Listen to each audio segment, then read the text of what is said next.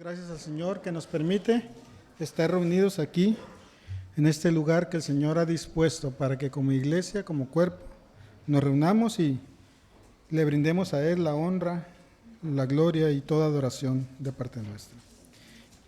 Bien, como ya el hermano ha hecho lectura del pasaje que vamos a estar estudiando, siguiendo una vez más con el Evangelio de Mateo, estaremos exponiendo esta mañana el pasaje del versículo 12 en adelante. El título del pasaje es Purificar el templo, ¿sí?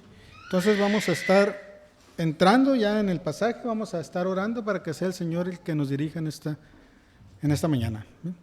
Padre celestial, Señor, en esta hora, Padre, te alabamos, te damos gracias por tu misericordia, por tu fidelidad y tu amor, Señor. Gracias porque tú has sido fiel, has sido bueno, Señor, en gran manera, Señor, y permites que podamos estar reunidos aquí en este lugar. Pedimos, Señor, que nuestra adoración hacia ti sea sincera, con devoción, con honra, Señor, sabiendo quién eres tú y qué eres para nosotros, Padre, nuestro gran y maravilloso Salvador, Padre. En el nombre precioso de Jesucristo te alabamos. Amén. Bien, entonces mantenga su Biblia abierta en el Evangelio de Mateo, capítulo 21. La semana pasada el hermano Larry estuvo exponiendo los primeros versículos, que fue la entrada triunfal, y hoy seguiremos exponiendo del versículo 12. Creo que por el día de hoy estaremos viendo versículos 12 y 13. ¿Sí? Si Dios lo permite, la siguiente semana seguiremos con el versículo 14 en adelante. El título de este mensaje es Purificar el templo. Jesús entró en el templo. Hay que ver también que del versículo 21 en adelante estamos viendo en la vida de nuestro Señor Jesucristo aquí en la tierra su última semana de ministerio antes de ir a la cruz del Calvario, ¿sí? La entrada triunfal que vimos la semana pasada es conocida como el Domingo de Ramos o Domingo de Palmas, que le dicen otros. Es la entrada a Jerusalén, y de ahí, de ese domingo hasta el día del viernes, son los últimos días antes de ir a la cruz del Calvario. Entonces la escena que estamos viendo el día de hoy ocurre un día siguiente. Jesús entró en el templo en dos ocasiones. La primera vez, cuando Él hace la entrada triunfal a Jerusalén, Él entra al templo, ¿sí? Y vamos a ver Marcos capítulo 11, versículo 11. Marcos capítulo 11, versículo 11 dice: y entró en Jerusalén, llegó al templo, y después de mirar todo a su alrededor, salió para Betania con los 12, siendo ya avanzada la hora. Aquí el Señor, vemos que ese domingo, al llegar a Jerusalén, entra al templo, observa todo lo que hay en el templo, y de ahí Él se va a Betania. Betania estaba cerca de Jerusalén. Era el lugar donde estaba residiendo Marta, María y Lázaro. Entonces Él se hospedaba ahí. De ahí de Betania Él iba a Jerusalén.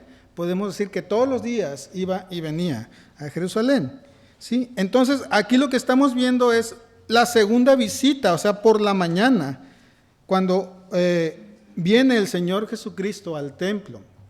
Es lo que Mateo está relatando cuando sucede este acontecimiento,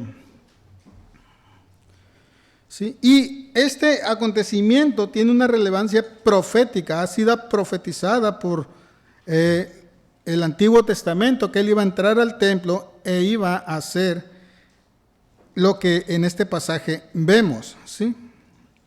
El mensaje profético que había sido proveniente de Dios había sido rechazado abiertamente por los judíos, ¿sí? Muchos profetas del Antiguo Testamento fueron muertos por la fidelidad a Dios y por el rechazo de las personas.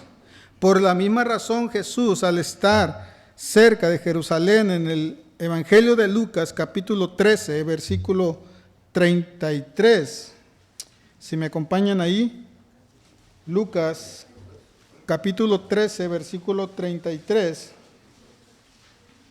Jesús expresa estas palabras hablando también de lo que sería Jerusalén. Dice, sin embargo, dice, debo seguir mi camino hoy, mañana y pasado mañana, porque no puede ser que un profeta muera fuera de Jerusalén.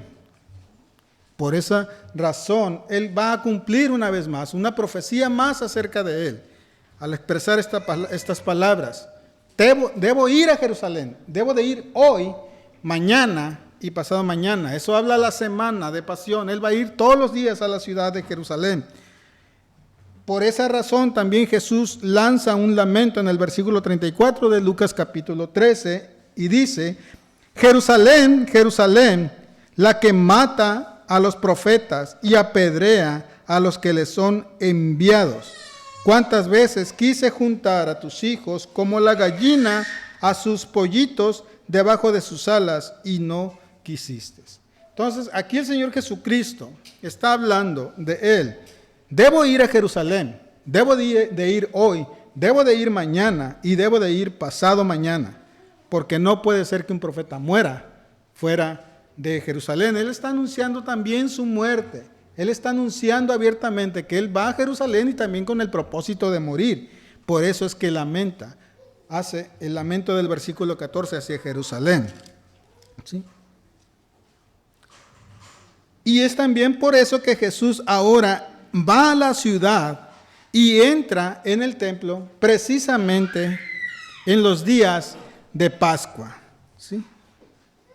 Entonces Jesús en su visita temprana hacia Jerusalén, al llegar al templo, accede al atrio de los judíos, que era la parte donde estaban los edificios del santuario y que solo los judíos podían entrar. Sí, los que han estudiado un poco más acerca de lo que es el templo estaba dividido en tres partes, lo que es el santuario. Estaba lo que es el atrio o el patio, estaba el lugar santo y también el lugar santísimo. Hay que recordar que el lugar santo y el lugar santísimo estaba dividido por una cortina. Jesús aún no había muerto. Cuando Él muere, esa cortina es rota. ¿Sí? Eso lo veremos más adelante, no voy a entrar en ese tema ahorita, pero esas eran las tres divisiones que tenía el santuario o lo que es el templo. También había un atrio dividido, conocido como el de los gentiles, y eso habla que los judíos eran exclusivistas, eran exclusivos de su religión, se sentían seguros de su religión, y eso lo vemos a través de la historia del Evangelio de Mateo, que ellos rechazaban a cualquier otra persona, ellos no miraban bien a otra persona, por lo cual tenían también en su templo un lugar para que los visitantes, es decir, los gentiles, pudieran visitar el templo. Pero era un lugar, ellos exclusivamente cerraban sus puertas a lo que era exclusivo para los judíos, para las visitas. Y en ese lugar que ellos tenían para los gentiles o las visitas externas, había una inscripción de advertencia que estaba escrito en latín y griego que decía, pena de muerte, que había pena de muerte aquel que quisiera entrar o entrara al lugar exclusivo de los judíos. ¿Sí? A cualquier persona que no era judío y que entrara al lugar de los judíos, había una pena de muerte. Entonces, el patio de los gentiles estaba dividido del patio de los judíos, y es precisamente en el atrio donde se había establecido por los mismos judíos, vamos a decirlo como un puesto de mercado. ¿Sí?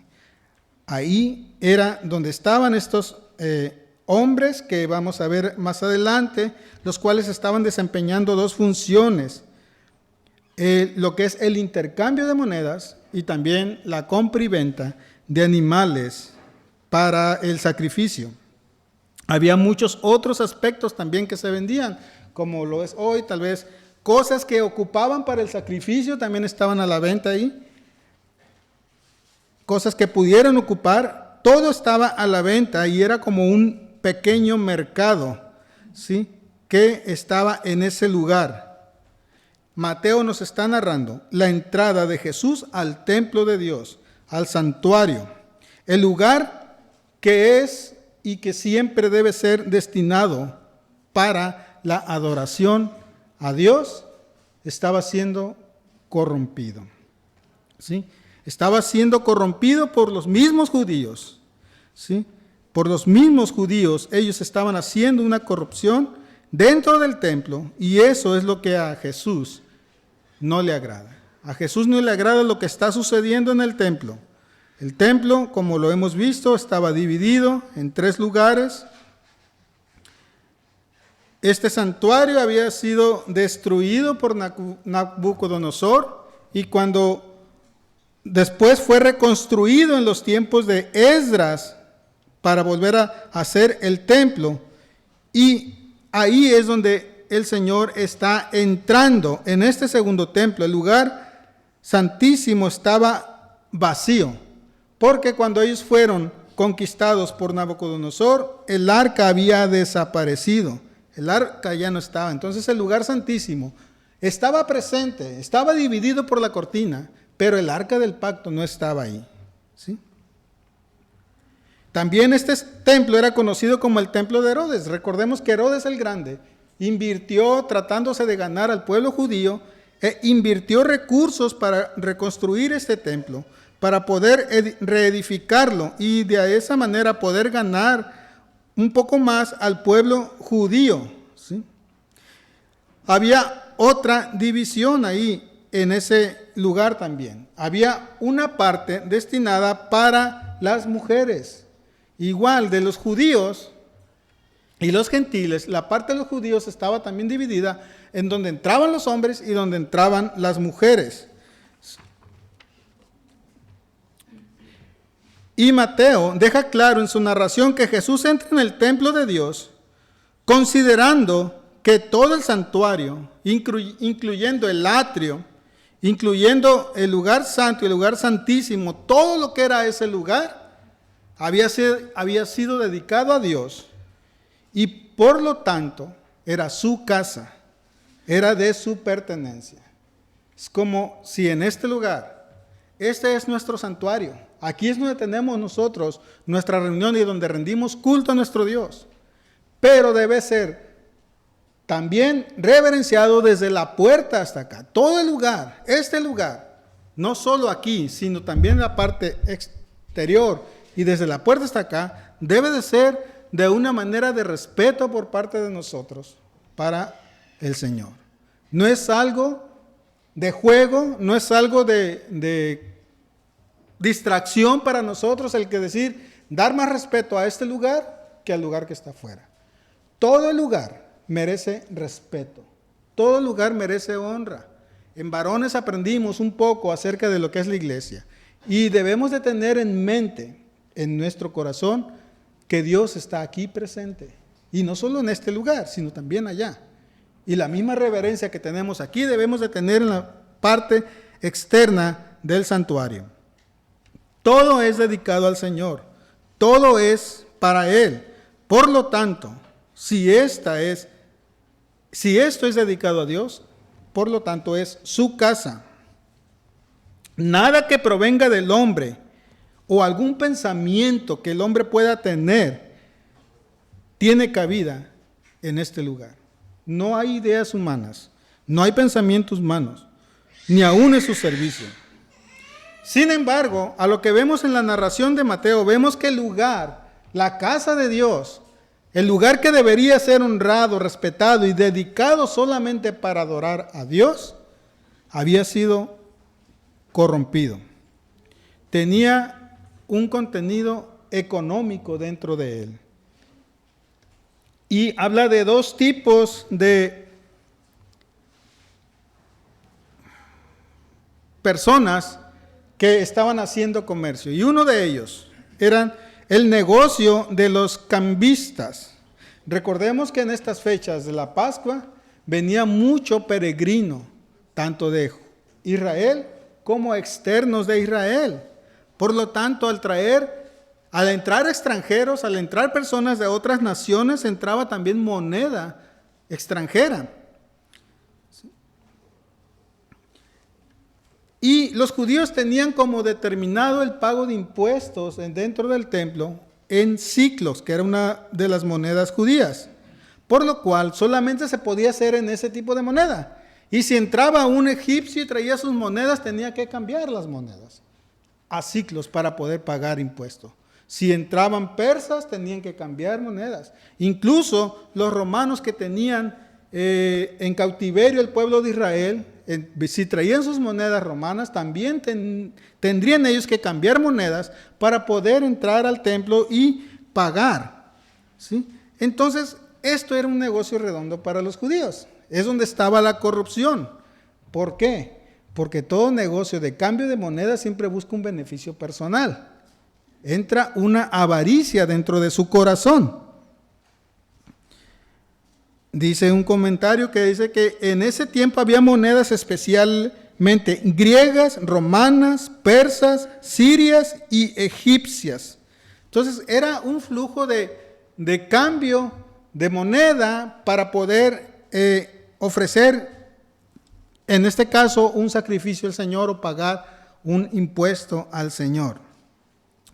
Este tipo de negocio, no cualquier persona que diga, bueno, yo tengo un flujo muy importante de dinero, voy a poner mi negocio dentro del templo para cambiar monedas. No era así. Era exclusivo de los sacerdotes del templo. Y es por eso que es una corrupción, porque solamente dice, bueno, los sacerdotes, pues vamos a hacer negocio aquí, vamos a empezar a tener ese tipo de cambio, ¿sí? Eran los sacerdotes los quienes asignaban las mesas de cambio para que pudieran hacerlas. Y eran ellos mismos los que se beneficiaban de eso, porque no cualquier sacerdote lo ponía. Solamente, como vemos en los evangelios, habla de sacerdotes, pero también habla de principales sacerdotes. Es decir, los principales sacerdotes generalmente eran los que ponían este tipo de mesas. Y para ser más claro, eran principales sacerdotes allegados familiarmente o a amistad al sumo sacerdote. Entonces, no cualquier sacerdote entraba y ponía su negocio de cambio. Por lo cual, ahí era donde entraba corrupción en sus corazones, corrupción en sus mentes y avaricia, reflejando los deseos de su corazón.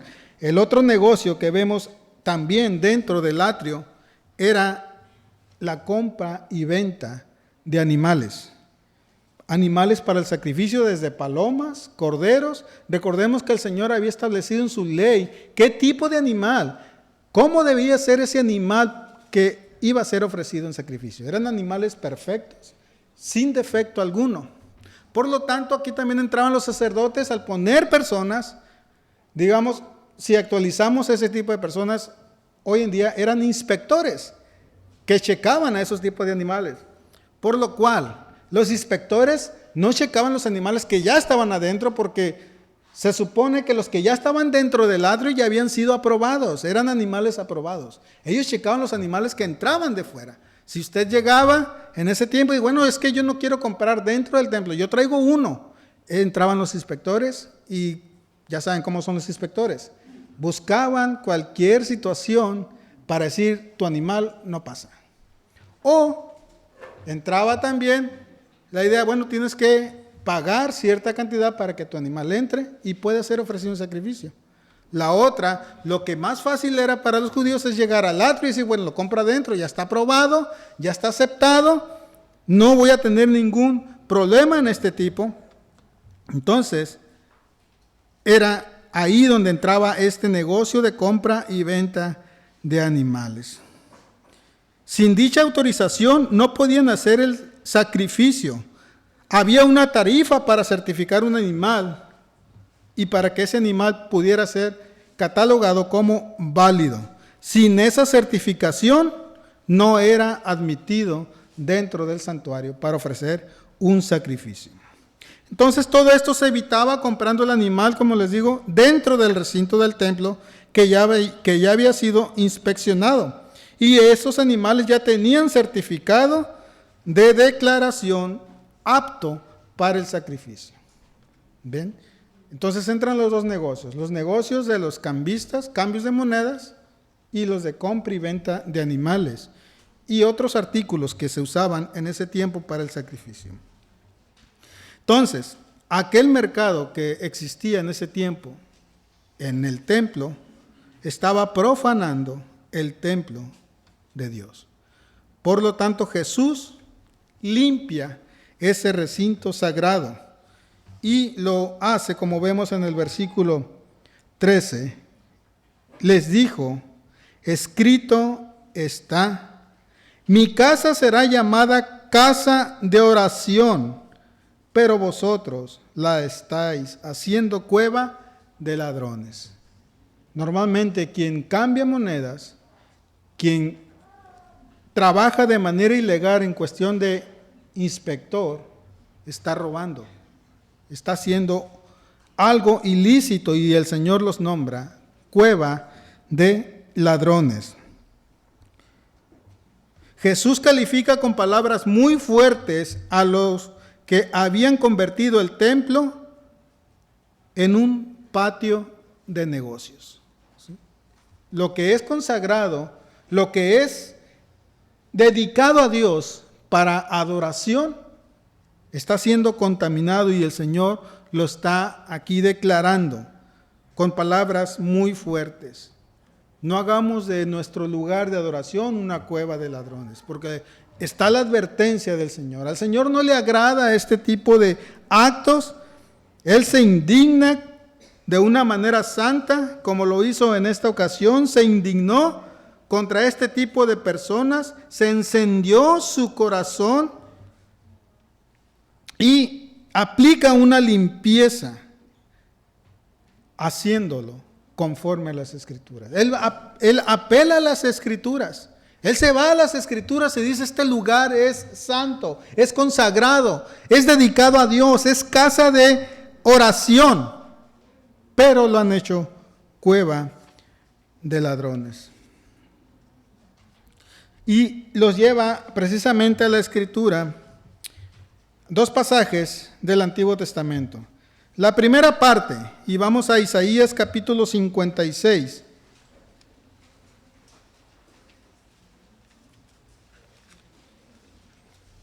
Versículo 7.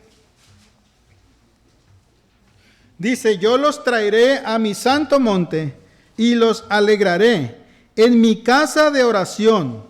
Sus holocaustos y sus sacrificios serán aceptos sobre mi altar, porque mi casa será llamada casa de oración para todos los pueblos. Aquí vemos, aquel lugar estaba destinado a ser un espacio en donde se produce un encuentro espiritual con Dios, donde uno viene y adorando al Señor, el Señor se manifiesta. Pero vean lo que dice el versículo 7 al final: una casa de oración para todos los pueblos. Iniciando este pasaje, les dije que los judíos estaban haciendo exclusivistas. Estaban haciendo divisiones entre judíos y gentiles, entre judíos hombres y judíos mujeres. Estaban haciendo acepción de personas, estaban haciendo cosas que al Señor no le agrada. El Señor dijo: esto será una casa de oración para todos los pueblos. No había acepción de personas, no había raza, no había nada externo. El Señor en su corazón desea que este templo, esta iglesia, sea para todos. No hay acepción de personas, no hay ricos, no hay pobres, no hay que yo soy más importante que tú, yo soy menos importante que tú. Aquí es parejo, es para todos. La segunda parte que menciona el pasaje es Jeremías capítulo 7, versículo 11.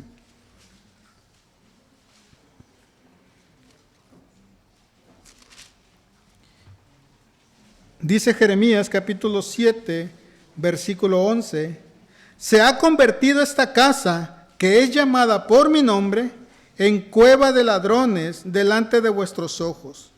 He aquí, yo mismo lo he visto, declara el Señor. Ahí está la profecía. Ya estaba profetizado cómo el Señor vendría a su casa de oración y encontraría todo lo contrario: una cueva de ladrones. Esta situación en los tiempos de Jeremías se repetía en esta ocasión con el Señor Jesucristo. El templo se había convertido en una cueva de ladrones Y según lo que relata Mateo, todo aquello estaba siendo una cueva de ladrones, verdaderos salteadores, de los que venían al templo con una intención de adorar a Dios. Judíos vienen con esa intención al templo, a adorar a Dios, pero al entrar al templo, la intención cambiaba al encontrar este tipo de personas, salteadores, que hacían todo lo contrario, y eso desmotivaba. La verdadera adoración cambiaba. Ya no había una adoración genuina, una adoración correcta, todo cambiaba al encontrar. Y es triste llegar a la iglesia con esa disposición, con ese ánimo de adorar a Dios, de venir a adorar a Dios y de entregar tu corazón a Él, y al entrar al templo encuentres caras opuestas, sentidos opuestos a ti, y que eso te desanimen y ya no entras con un corazón sincero a adorar a Dios. De verdad que es triste llegar a esos puntos. Eso sucede en iglesias en Holanda, no aquí. Pero puede pasar. Vienes con el ánimo, el gozo en el Señor de estar en adoración plena al Señor, con un corazón dispuesto a adorarle, pero encuentras actitudes opuestas, actitudes que atacan tu espíritu, que atacan tu ánimo y te desaniman, te dicen luego, te achicopalan y ya no entras igual. Entras y adoras, cantas, escuchas el sermón, pero ya tu corazón fue dañado, ya tu corazón fue lastimado, ya tu corazón está siendo persuadido a no ofrecer una adoración correcta al Señor. Y es triste que entremos en ese tipo de detalles, en ese tipo de asuntos, cuando deberíamos o somos una familia que nos apoyamos, nos animamos mutuamente y nos entregamos juntos al Señor. Dice Pablo que vengamos con un mismo sentir, en un mismo pensar, adorar a un mismo Dios, unidos, y que aquí mismo donde tú deberías de ser animado y reconfortado, aquí mismo tú encuentres el desánimo. Eso es triste. Llegar a este lugar y que aquí mismo tú seas desanimado.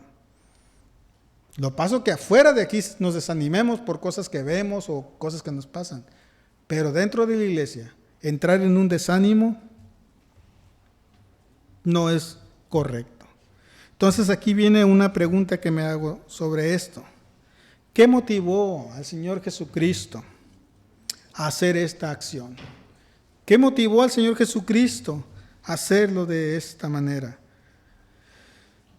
Jesús trataba de devolver a la casa de Dios su santidad, por lo cual Jesús protesta de esta manera contra el tráfico de los mercaderes y exige que fuera casa de oración y no casa de contratación y mercadeo. Jesús quiere devolver a su templo, a su casa, la santidad. ¿Sí? Por lo cual, Él lanza esta protesta que vemos en este versículo 12 y 13. Una protesta justificada, porque se basa en las Escrituras. Y lanza esa protesta exigiendo, lo vemos en el versículo 13, mi casa será llamada casa de oración. Él está exigiendo. Hagan de mi casa lo que realmente es, una casa de oración, no una casa de mercado. ¿Sí? Exige entonces el Señor santidad para su iglesia, para su casa. El templo significaba un lugar de intercesión y del perdón. Usted puede leer en su casa, no lo voy a leer aquí porque van varios versículos. Primera de Reyes 8:30 al 40, anótelo si quiere y véalo en su casa. ¿Cómo es la iglesia? ¿Para qué es la iglesia? En donde usted encuentra una intercesión, un perdón, un ánimo, no lo contrario. ¿Sí? Pero, como vemos en Jeremías 7:11, habían convertido esta casa en una cueva de ladrones. No lo que realmente Dios quería, sino lo que el hombre ha querido. ¿Sí? habían pasado a ser lugar de diferencia y de exclusión contra los no judíos, los gentiles, ¿sí? Cualquier persona externa. Había una diferencia, hacían una exclusividad de judíos y un lugar para los gentiles. Es como si aquí nosotros dijéramos, bueno, aquí entran solamente los miembros y los no miembros allá al fondo, ¿sí? No hay exclusividad, aquí es parejo, debe ser parejo. Dios no quiere hacer acepción de personas, por lo tanto, no quiere que los feligreses, en este caso, hagan también acepción de personas. Entonces Jesús ataca todo esto, ¿sí? Devolviendo a su iglesia la santidad, exigiéndola bajo una protesta y deseando que su templo vuelva a ser un lugar de intercesión y de perdón y no una cueva de ladrones. Por lo cual también ataca la exclusividad judía. Jesús estaba abriendo el templo para todos, como lo había hecho anteriormente, cuando dice, este templo es para todos los pueblos, ¿sí? Entonces, Jesús también estaba demostrando un acto de autoridad. Un acto de autoridad declarando abolido el orden de los sacrificios, anulando lo antiguo e instituyendo lo nuevo. Marcos capítulo 14, verso 58.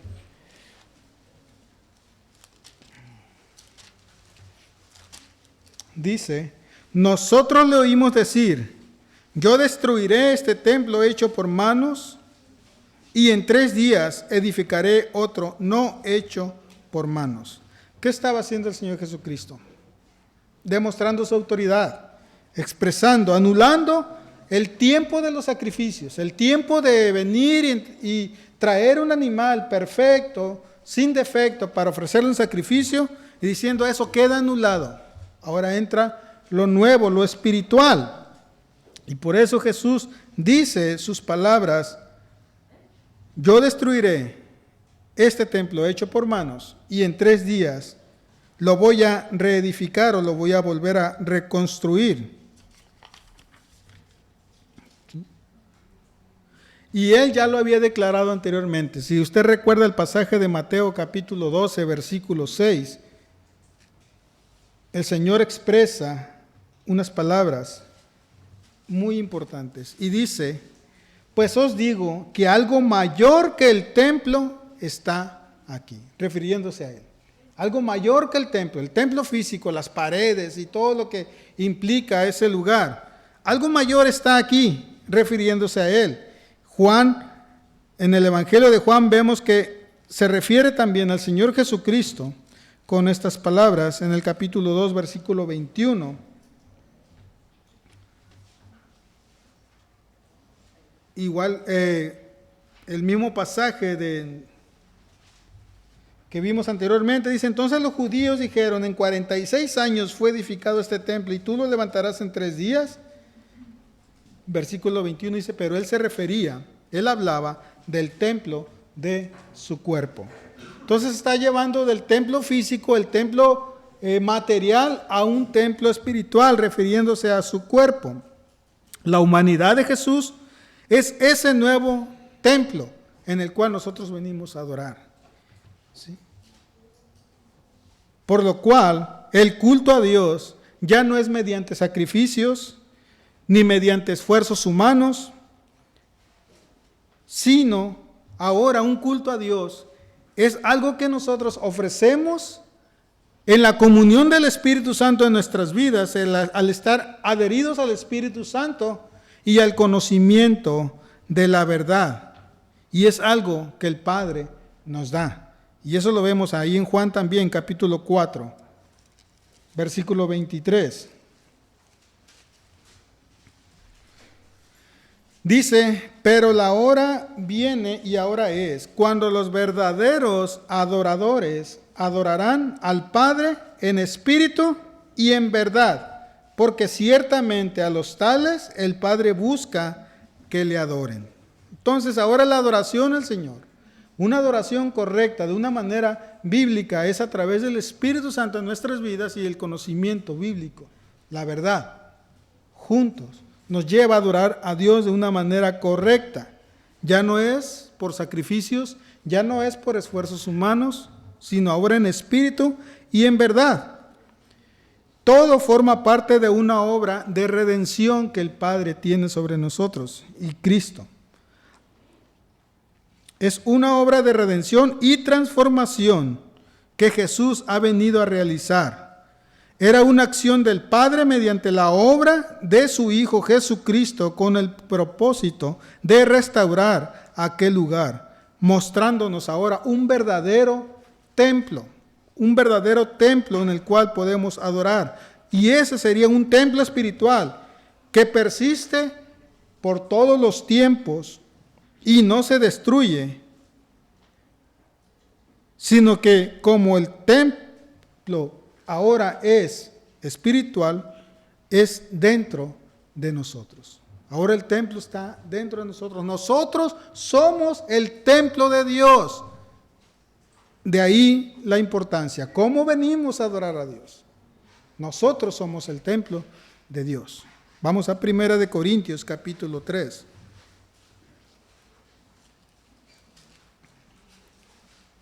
Versículo 16 y 17 dice: ¿no sabéis que sois templo de Dios y que el Espíritu de Dios habita en vosotros? Si alguno destruye el templo de Dios, Dios lo destruirá a él, porque el templo de Dios es santo, y esto es lo que vosotros sois, santos. Ahora nosotros somos el templo de Dios, nosotros somos la morada de Dios. De Dios el Espíritu Santo está dentro de nosotros, como vimos en Juan 4:23. El Padre busca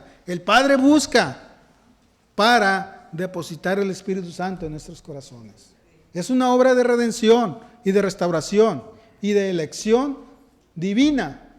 Él busca adoradores, Él busca personas para meter en ellos el Espíritu Santo y meter en ellos la palabra para que esa persona de manera correcta, de manera bíblica, venga y adore al Señor en espíritu y en verdad. Ahora, ya conociendo esto, que nosotros somos templo de Dios, ahora con qué reverencia venimos a este lugar. Ya no es el edificio en sí, ahora eres tú el templo de Dios. Ahora eres tú quien tiene el Espíritu Santo en su vida. Ya no estés con el celular checando redes sociales aquí. Eso es irreverencia. Ya no estés platicando en el tiempo del sermón fuera de aquí. Es irreverencia. Tú eres el templo y tú reflejas cómo adorar a Dios de una manera correcta. A través de la historia ha habido grandes corrupción dentro del templo de Dios. Ha habido personas que difaman el templo de Dios por tantas irreverencias que vienen a nuestras vidas. Hay corrupción, hay abusos cometidos dentro del santuario de Dios. Y quiero que analicemos un pasaje de 1 Timoteo, capítulo 6.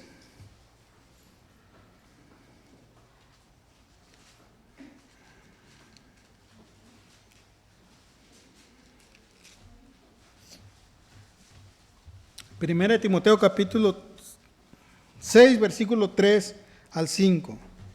Dice: si alguno enseña una doctrina diferente y no se conforma a las sanas palabras, las de nuestro Señor Jesucristo, y a la doctrina que es conforme a la piedad, está envanecido, nada entiende, sino que tiene un interés morboso en discusiones y contiendas de palabras, de las cuales nacen envidias, pleitos, blasfemias, malas sospechas y constantes rencillas entre hombres de mente depravada que están privados de la verdad, que suponen que la piedad es un medio de ganancia.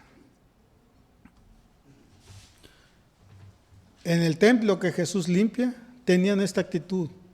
Veían que en la piedad había un medio de ganancia.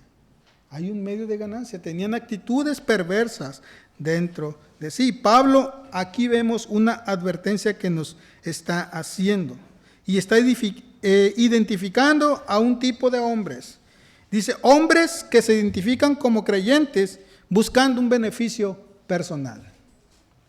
Hombres se identifican y dicen, soy creyente, pero buscan un beneficio personal. Buscan algo personal. Son hombres que se identifican como religiosos, pero no como cristianos. Una cosa es ser religioso, otra cosa es ser cristiano. Cristiano es vivir. Cristiano es practicar un cristianismo, es vivir en santidad y crecer en santidad, como vimos en Juan, en espíritu y en verdad. Religioso encontramos aquí no, en otras iglesias, en el catolicismo, hay religiosidad externa. Es algo externo que el ser humano refleja, una manera falsa de vivir y falsa para engañar. Pero un cristianismo es interno, nuestro corazón hacia afuera.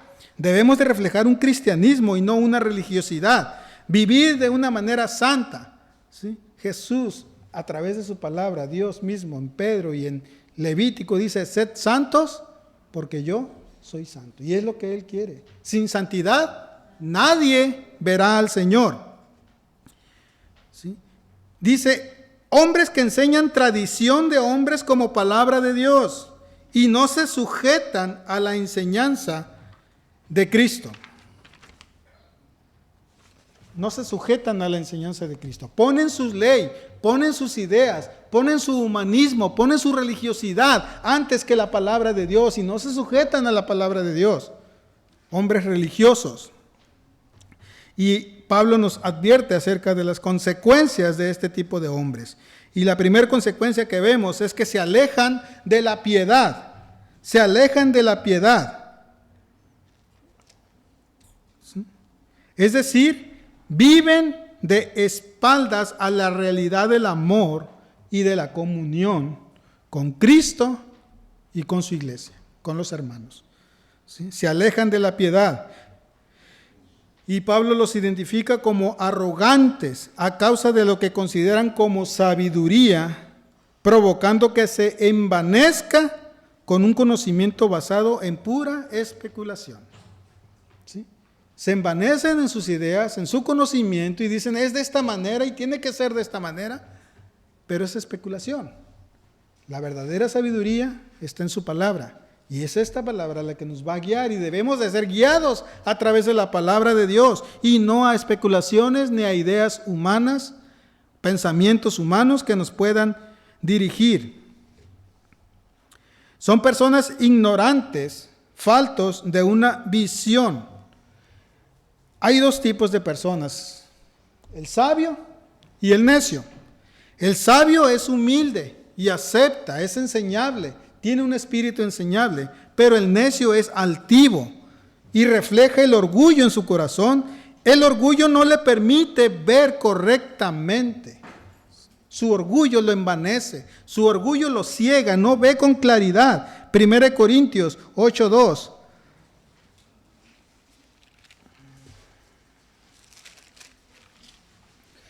Dice, si alguno cree que sabe algo, no ha aprendido todavía como lo debe saber. ¿Sí? Es una persona altiva. Cree que sabe, cree que entiende, pero no ha aprendido todavía. No conoce todavía. Entonces, es una persona enferma espiritualmente. Es una persona que está enferma. Yo trabajo en un hospital.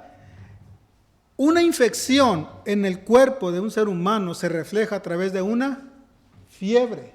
La fiebre no es normal. La fiebre es una señal de que algo está ocurriendo en su cuerpo. Hay una infección que va a provocar una fiebre. Entonces, espiritualmente, una persona que tiene una infección lo va a reflejar en actitudes que no reflejan una vida cristiana. El que está enfermo, que está infectado, que se manifiesta en una fiebre, puede llegar a tener también una fiebre tan intensa que lo va a llevar al punto de delirar, de decir incoherencias. Es lo que yo he escuchado, ¿sí? Que llegan a un límite de temperatura de la fiebre que ya no es ni tan normal, porque paciente empieza a delirar. Y cuando delira va a hablar cosas sin sentido. Entonces una persona espiritualmente infectada llega a ese punto, a hablar cosas sin sentido. Hablar cosas que cree que son correctas, pero en realidad no lo son. Esta enfermedad va a conducir a la persona a polémicas, a controversias y a disputas, como vemos en el pasaje de Timoteo. Personas que se envanecen, empiezan a discutir, empiezan a entrar en polémicas y controversias que no llevan a ningún sentido. Entonces, la consecuencia es que se alejan de la piedad. Segunda consecuencia es que conduce a envidias, especialmente a aquellos que son incapaces de soportar que otros, con la palabra en la mano, confunda sus argumentos humanos. No soportan, no aceptan, no reconocen. Hay envidia en sus corazones. Y si alguien viene con palabra en mano y le dice, mira hermano, aquí está claro, no soportan a esa persona. ¿Por qué? Porque no quieren que sus argumentos personales y humanos sean declarados. Hay envidia en sus corazones. Otra consecuencia más es que se manifiestan en pleitos y contiendas. El continuo ataque personal forma parte de esa enfermedad. Y eso lo va a llevar a desembocar en blasfemias, que es hablar mal del prójimo. Una blasfemia, usted está hablando mal del prójimo. Y le siguen también las malas sospechas. Y es lo que estamos viendo en el pasaje. Versículo 4 al final, de las cuales nacen envidias, pleitos, blasfemias y malas sospechas. Ya no confías, ya hay una confianza en tu hermano. Sospechas de él, pero no de una manera correcta. Y termina al final, como dice el versículo 5, con constantes rencillas, que otra versión dice con disputas necias. Empiezas a discutir de una manera necia. Y eso no es otra cosa más que altercados que producen al ver que no pueden seguir sosteniendo su verdad. No la verdad, sino su verdad. Una persona enferma, contaminada, defiende su aparente verdad como él piensa hasta el punto de que llegan esas disputas necias, esos altercados. ¿Por qué? Porque ya no pueden defender su verdad, su manera de pensar. Pero debemos nosotros de apegarnos a la verdad. ¿Sí? Esas discusiones vienen acompañadas de insinuaciones. Tienen un entendimiento corrupto, separados de la verdad, ocupados en sí mismos y en sus propios intereses. Y es lo que vimos en el pasaje de Mateo. Los judíos estaban ocupados en sus intereses, en sus negocios, en donde ven productividad para ellos, pero no en realmente estar adorando de una manera correcta al Señor, de una manera bíblica como Dios quiere. Y lo que Jesús está haciendo es devolver la santidad a su templo, devolver la santidad a nuestras vidas. Sin santidad nadie verá al Señor. Y Dios dice, sed santos porque yo soy santo. Este tipo de hombres toman la piedad como fuente de ganancia. Este tipo de hombres buscan puestos de honor, puestos reconocidos.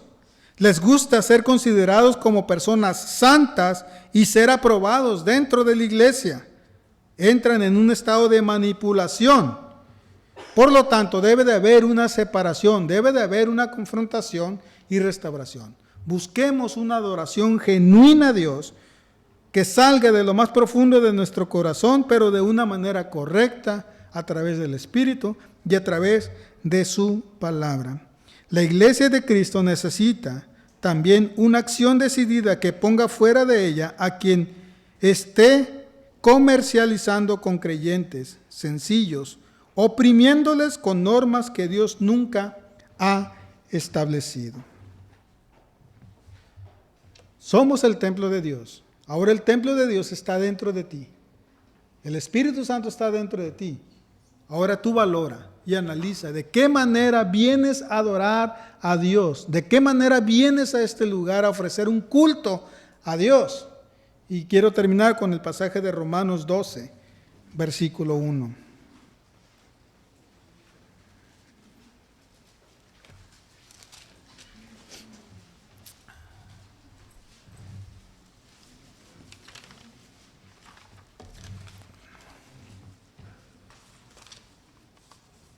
Romanos capítulo 12, versículo 1 dice: por consiguiente, hermanos, os ruego por la misericordia de Dios que presentéis vuestros cuerpos como sacrificio vivo y santo, aceptable a Dios, que es vuestro culto racional.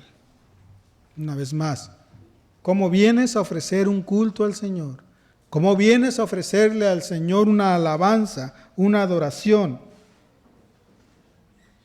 Esa alabanza, ese culto que ofreces a Dios debe ser aceptable a Él. Por eso debemos de ofrecer nuestros cuerpos como sacrificio. Somos templo del Espíritu Santo de Dios. Amén. Vamos a orar. Padre Celestial, te alabamos en este día. Te damos gracias por tu misericordia, por tu fidelidad y tu amor, Señor. Te pedimos perdón, Señor, si de manera incorrecta, de manera irreverente nos hemos presentado ante ti, Señor, y te pedimos que nos perdones y que nos des un aliento de vida, que nos des de tu palabra y de tu espíritu para que podamos venir a ti con una adoración correcta, con un culto correcto, de una manera aceptable que tú quieres, conforme a tu voluntad, Padre. Que podamos ser de verdad un culto racional para ti, Señor. Una ofrenda de olor aceptable para ti, Señor. En el nombre de Jesús te damos gracias. Amén.